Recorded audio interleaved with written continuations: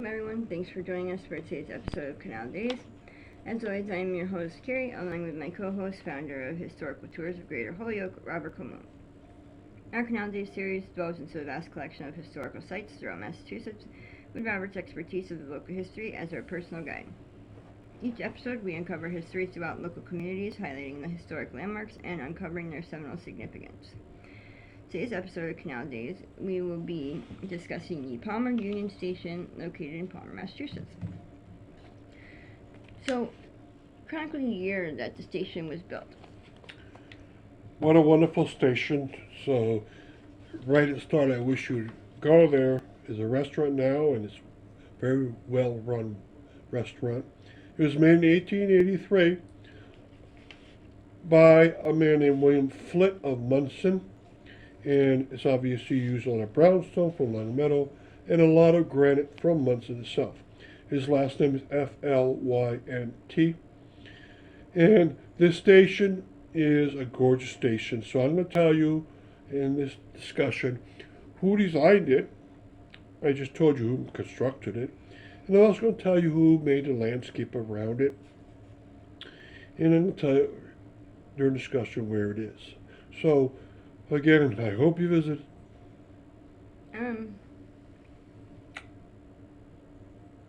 Who was the architect that designed the depot? The architect is a very famous architect in the history of the United States.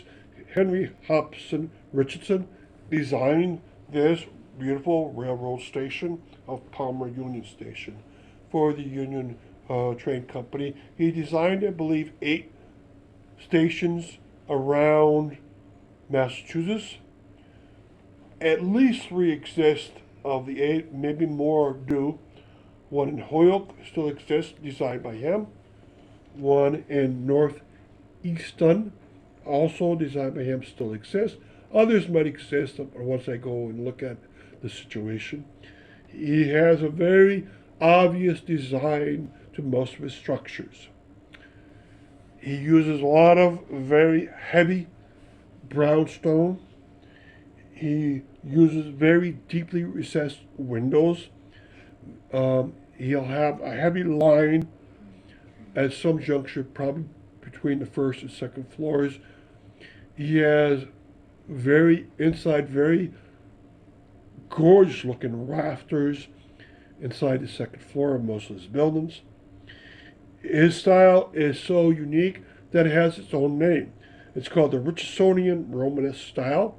Romanesque because the Romanesque architectural style of 800 years ago used deeply recessed windows, used very rounded windows instead of points, kind of like the Romanesque style, of course. And a lot of his associates afterwards kept the style going for about 20 more years, and then it went away.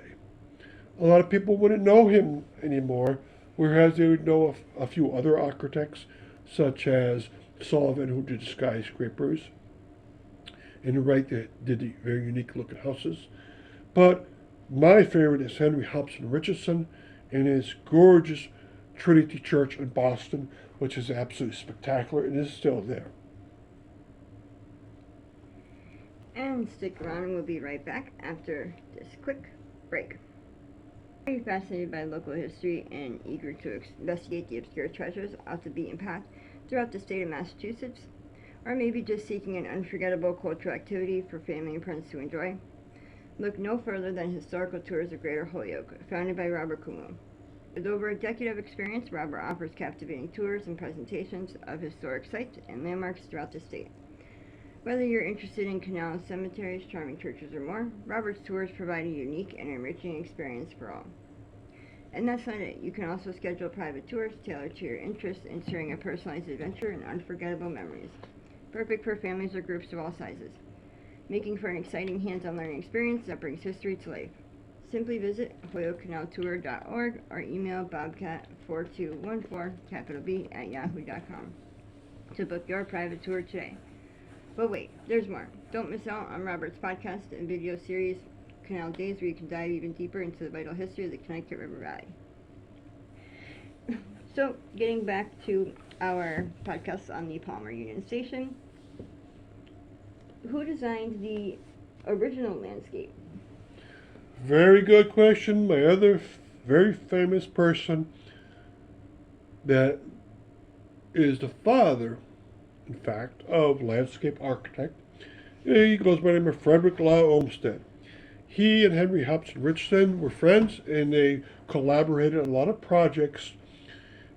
Some of those projects included a railroad station. So the railroad station in northeastern Massachusetts, both these men, Olmsted and Richardson, collaborated to make that a beautiful landscape and train station area.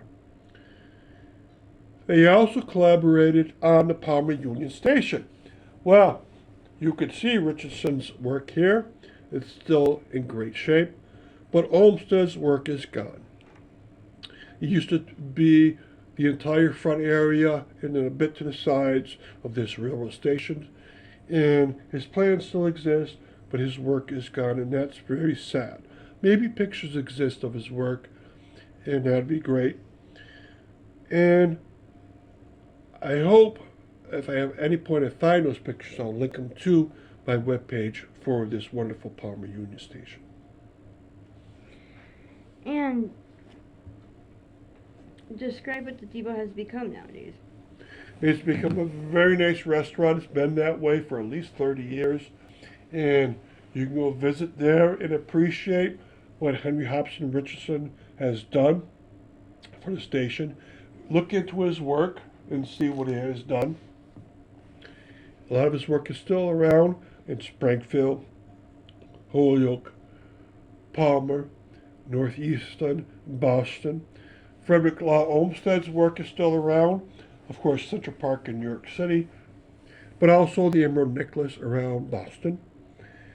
And I hope you get to appreciate what these two men have done in the areas they have worked in. And I hope you get to see this gem in Palmer, which already has a few other gems. So you have a wonderful day trip there and see the cemeteries, churches, and beautiful Union Station. Thank you very much. And thank you for listening to our podcast on the Palmer Union Station. And for joining us on our journey through the Connecticut River Valley. We hope you enjoyed uncovering some of the hidden and overlooked marvels and their fascinating stories that shaped our past in the state of Massachusetts. A special thanks to Robert Camus, founder of the Historical Tours of Greater Holyoke, for sharing his passion and expertise with us. Remember, you can find more information about Robert's tours, book private tours, and explore the Canal Days video and podcast series at holyokecanaltour.org. If you enjoyed today's episode, please like, comment, and share. We'd love to hear your thoughts and suggestions for future episodes. Thanks for listening, and don't forget to tune into our next episode of Canal Days and log on to holyokecanaltour.org. Until next time.